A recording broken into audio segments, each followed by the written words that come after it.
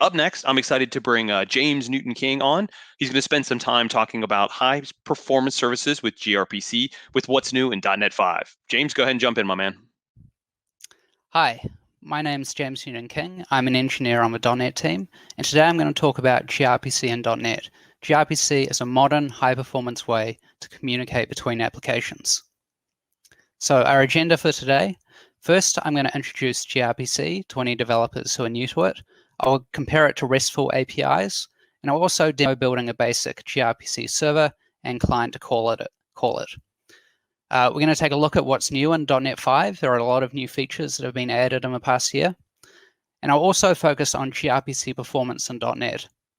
Performance is a big draw for gRPC, and there have been a lot of great improvements here. And finally, I'll discuss resources for anyone who's interested in learning more about gRPC. So what is gRPC? It's a popular open source remote procedure call framework. RPC frameworks make it easy for apps to talk to each other. There are alternative frameworks, RPC frameworks out there, Thrift, JSON RPC, WCF to name a few, but the developer community is really coalescing behind gRPC as its framework, RPC framework of choice. gRPC is run by the CNCF and the Cloud Native Computing Foundation. And what Microsoft has done is we have created a new implementation of gRPC built on high-performance .NET APIs, and we've contributed it to the CNCF. gRPC is not new. It was originally open-sourced in 2015, but it's built with modern technologies. It's a union of HTTP2, which is its transport protocol layer, and protobuf, which acts as gRPC's serialization technology for its messages, and also its language-neutral contract language. gRPC is designed for modern apps, particularly microservices. It's high performance. Both HTTP2 and protobuf are designed with performance in mind, and it's platform independent. There are gRPC implementations for every major programming language today. So you can be in .NET or Ruby or Go or C++, Java, Node, Python, you name it. You can talk between your apps using gRPC. They're all completely interoperable. So how does gRPC compare with RESTful HTTP APIs that I think most developers are pretty familiar with? So the first big difference is gRPC is an opinionated contract-first RPC framework. So that contract is defined in a protofile. That protofile is really the heart of gRPC. It defines your APIs and the messages that you're going to send. It's a language-neutral way of defining your APIs, and that's important because you pass that protofile to other languages and use it from them. And depending upon which language you're using, it drives code generation that will then generate you a strongly typed client and messages for your current platform. We compare that with HTTP APIs. They tend to focus on the shape and content of HTTP. So you're thinking a lot more about your URLs, your HTTP methods, your JSON, your headers, how to do serialization, and you tend to write code first, and perhaps as an optional step afterwards, you might use something like Swashbuckle to generate a Swagger contract. Compare that with gRPC, and that protofile really does come first. gRPC, the content is binary. HTTP2 and protobuf are binary protocols, and the content is designed for computers and high performance. Compare that with REST APIs. Actually, REST APIs are text-based, so HTTP 1.1 and JSON. They're human readable, which means they're great for debugging, but not so good for performance because the computer is having to produce text and then parse text. So it's really designed for humans to read and write, not computers. gRPC is designed to hide the complexity of remoting. gRPC libraries plus code generation mean you don't need to worry about routing and headers and serialization, a lot of those low-level concerns. When it comes to calling a gRPC service using a client, you've already got a strongly typed client, you're just invoking a method on it, you're passing your message, then you're awaiting the result. Compare that with HTTP APIs and REST. They tend to emphasize HTTP a lot more. You're thinking about those lower level concerns a lot more. which is good because you're given a lot of control over HTTP requests, but there is additional complexity because of that. So if I was going to sum up these two approaches, gRPC, it focuses on performance and developer productivity, while RESTful APIs, they're about the widest audience because every computer is able to talk HTTP 1.1 and JSON, and also the ease of getting started. You don't need to set up any code generation. And like if you want to call a RESTful API, you can just call it in a couple of lines of JavaScript. You don't need to get any other tooling involved. So with that, let's demo building a basic gRPC service and app for calling it. So first thing we'll do is we'll create our gRPC service. And the way that's done is we'll use our a gRPC template, which ships with the .NET SDK. So search for gRPC, and we can see we've got a gRPC service. We'll create this, and what will happen is we'll get a ASP.NET Core website set up with gRPC already, and also a basic gRPC service all ready to go. So give Visual Studio a second. Okay, so if we take a look at our solution folder, we've got a couple of interesting things here. First thing we'll look at is that proto file. So this is the language neutral way of defining your APIs. And here we can see we're defining a greeter service and a say hello method. So think of a service like a controller in MVC, and think of a method like an action.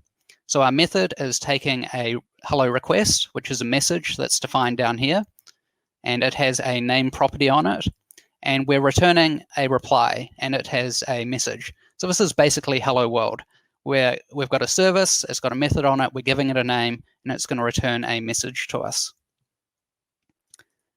If we look at the implementation, we can see we've got a service, greeter service, and we've got a say hello method. And in this say hello method, we're taking a request and we're returning a reply. And inside the actual method body, we're taking the name and we're concatenating it with hello, and we're returning it back to the client.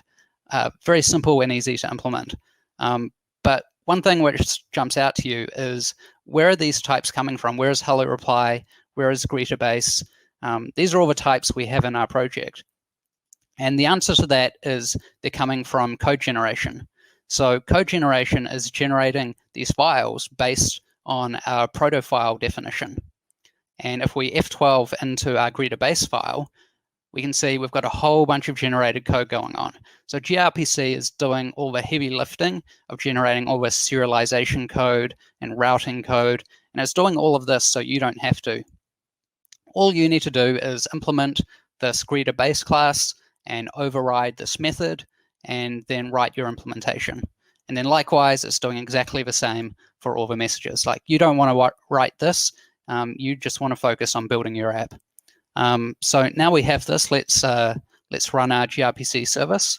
So we'll come along to the console and do .NET run, and Kestrel will start up, and we've got a web server now listening on this address. So let's browse to that in a browser, and we get this message: communication with gRPC endpoints must be made through a gRPC client.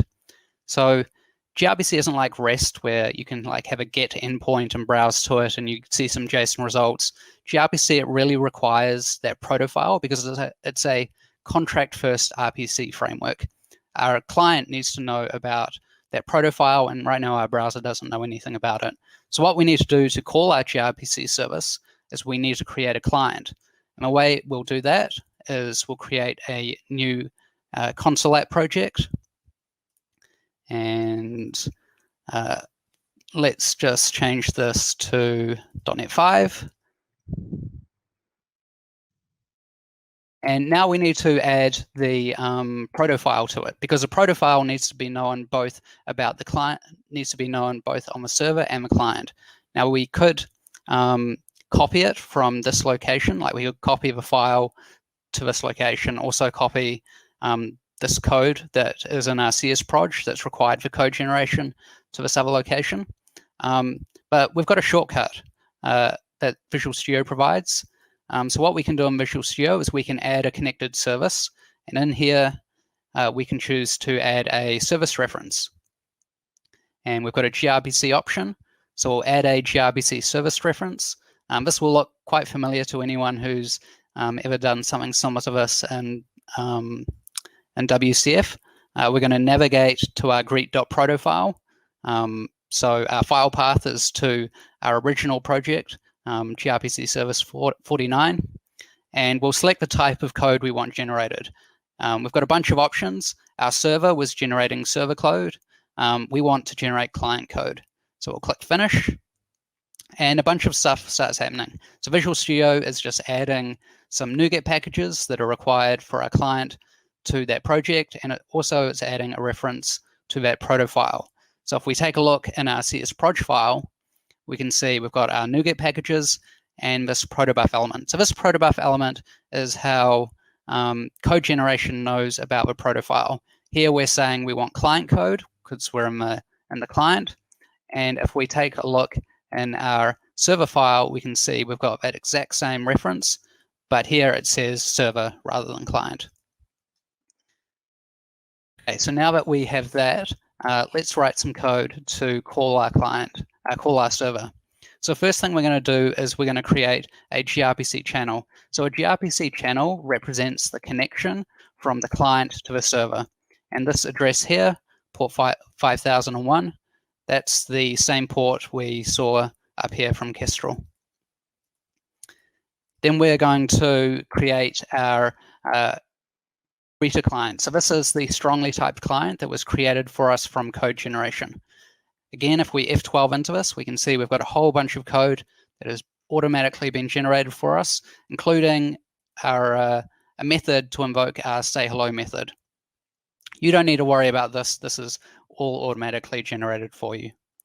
And then to call that, we just invoke it. So we're going to call say hello async, and let's make our method asynchronous to keep Visual Studio happy.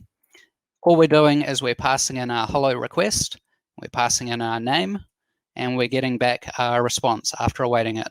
And then finally, let's write it out to the console. So if I get the path to this guy, I'll just compile it. Let's run our gRPC client. And if everything has gone to plan, it's worked. So what's happened is we've sent .NET Conf off to the server, and then the server has handled it, concatenated our new message, and it returned it back to the client. And we can see over here on the server, our HTTP2 request has come in of application gRPC. Our gRPC endpoint has handled our request, and it has then returned it back to the client, and we can see that it has finished processing it. That's a very basic gRPC call. That's called a unary call. So gRPC, as well as supporting a standard request and response, gRPC also supports streaming. So a streaming call is when you send, instead of just one request, you can send multiple requests or responses. So in this case, we're going to create a say hello stream method. We'll update our proto file. And now, instead of returning a single reply, we're returning a stream of replies. To implement that on the server, we're going to override the new method, which has been code generated for us. And notice that the method signature is slightly different. Instead of returning a single reply here, now we have a response stream. So what we're going to do is we're going to write to our response stream. We'll write 10 messages. And to each time we'll call write async on our response stream, and we'll create 10 replies. And our message will be very similar to what we had earlier. Hello request name. And we'll be slightly different here. We'll include a number so we can tell them apart. And because streaming happens very, very quickly by default, let's add in a delay. Actually, we need to make this method async. Let's add in a delay. So we'll add in a task.delay of 1 second. Let's compile this. So if everything has gone to plan, start up our server again, and we'll run our client, and we should start getting back a stream of messages. Oops. So we've updated our server. We need to update our client. So to update our client, what we'll do is instead of calling say hello async, we'll call say hello stream. And again, we'll pass in our request message. Say .NET-Conf streaming. And instead of awaiting our call, now on the client, we also have a response stream. So what we can do with this response stream is we can do an await for each. So this is just like a regular for each, but it doesn't block the thread. And we'll write out our result from the server. Okay, now I think we should be better.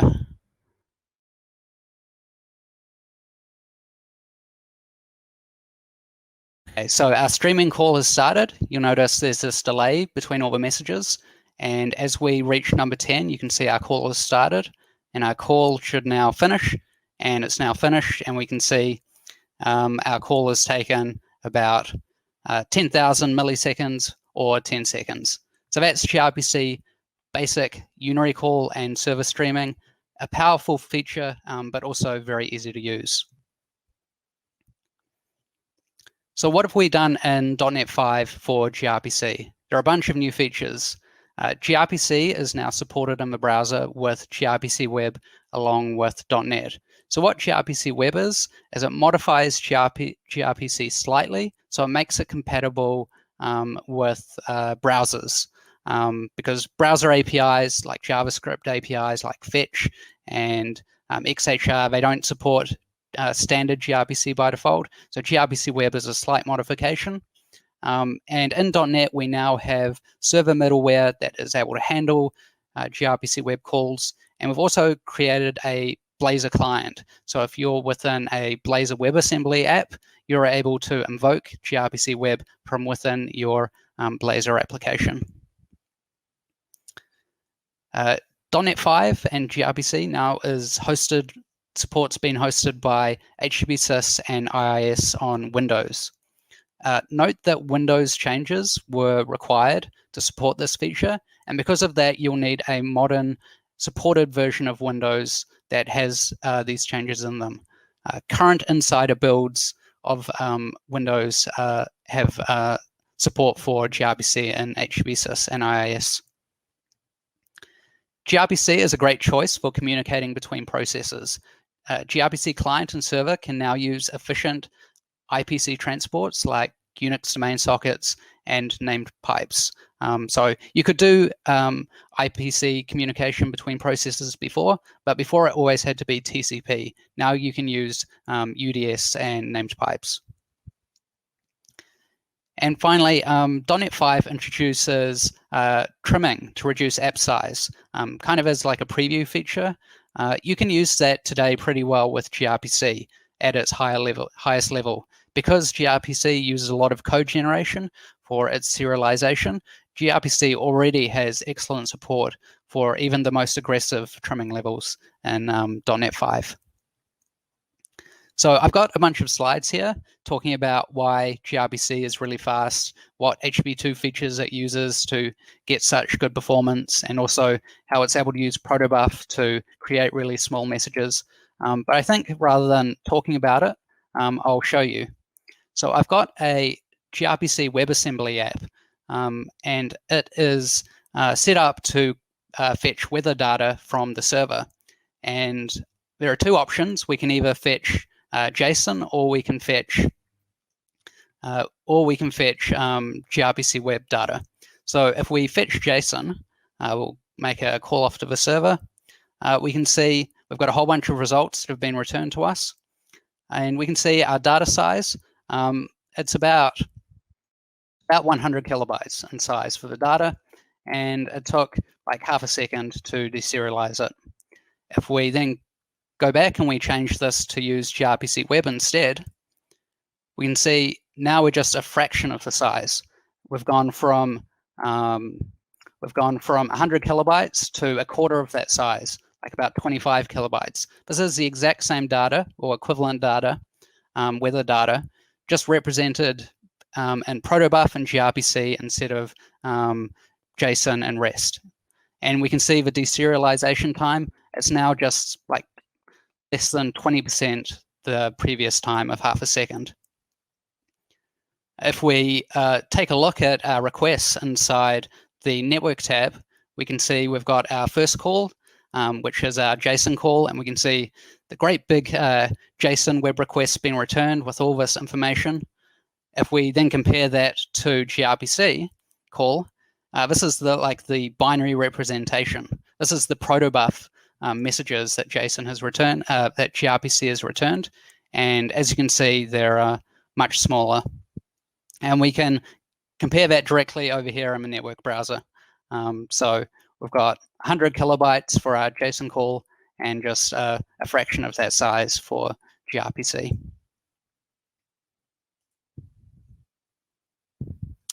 So what work has gone into gRPC performance in .NET 5 to make it even faster? So the biggest improvements have come from optimizing HTTP2 and HTTP client and Kestrel. We've reduced latency, we've improved concurrency, and we've removed a lot of allocations. In fact, server allocations have reduced by 92% compared to .NET Core 3.1 and compared to .NET 5.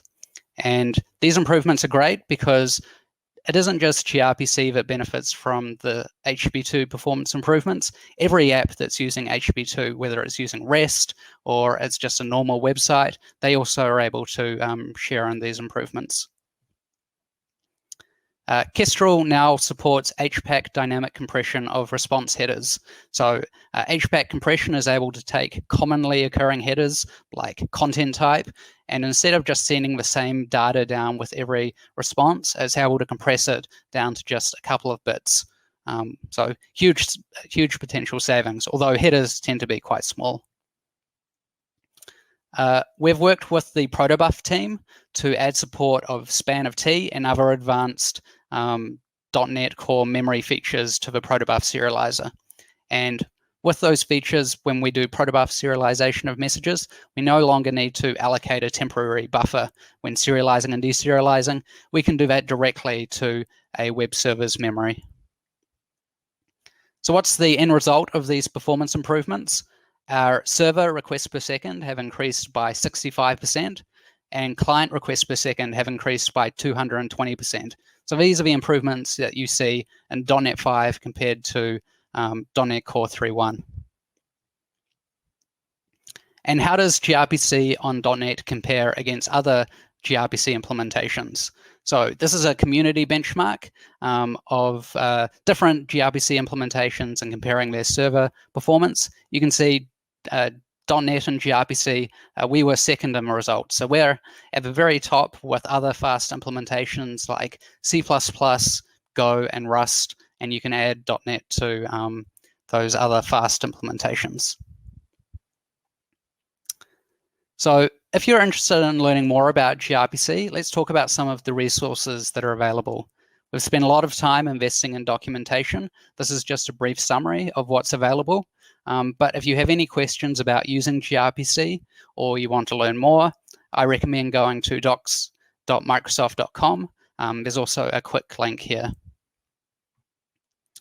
And we've also written a lot of basic examples. Each example shows one or two core concepts in action, whether it's streaming or showing you how to do authentication or unit testing with gRPC services or clients. They're all available on our gRPC repo. GitHub repo.